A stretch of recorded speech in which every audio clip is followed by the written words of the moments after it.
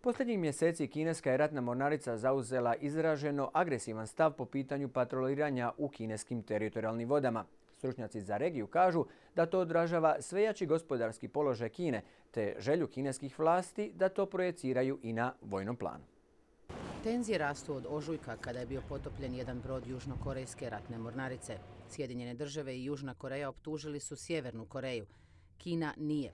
Ubrzo Washington i Seul najavili su manevre u Žutom moru. Kina je zbog toga prosvjedovala. Američku ponudu da Washington posreduje u smirivanju napetosti Peking je nazvao napadom na Kinu. Situaciju komentira Michael Maza iz Washingtonskog instituta American Enterprise.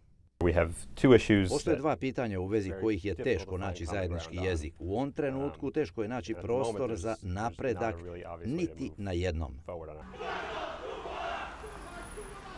U odnosima Kine i Japana postoje napetosti. Nedavno su se u blizini jednog japanskog manjeg otoka, oko kojeg postoji spor između Kine i Japana, sudarila kineska ribarica i japanski patrolni čamac.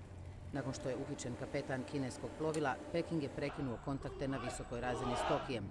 Dean Cheng iz zaklade Heritage kaže: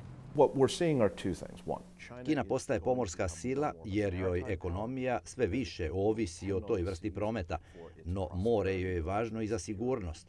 Drugo, Kina sve agresivnije nastoji formulirati i ostvariti svoje nacionalne interese. Takav uspon je posljedica kineskog gospodarskog rasta. Teže je međutim shvatiti koje bi bile vojne ambicije Kine. O njima govori Abe Denmark iz Centra za američku sigurnost. Nitko zapravo ne može predviđati na koji će način Kina utjecati na svijet i na regiju. To će se možda prvo vidjeti na moru. Na tom području njezini interesi najdirektnije se sudaraju s američkima. Pentagon je nedavno izvijestio da Kina gradi svoju prvu podmorničku bazu kao i prvi nosač aviona. Michael Maza kaže da Peking želi potisnuti Ameriku s područja Azije.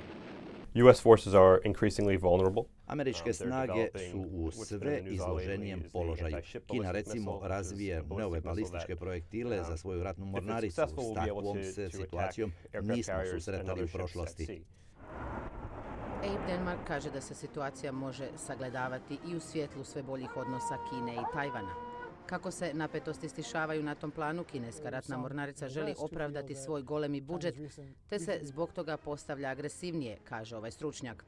Bilo kako bilo, moguće je da se Amerika i Kina u ovoj regiji nalaze na putu potencijalnog sukoba. Incidenti na moru, kao posljedica sve agresivnijeg ponašanja Kine, u budućnosti bi mogli biti učestaliji.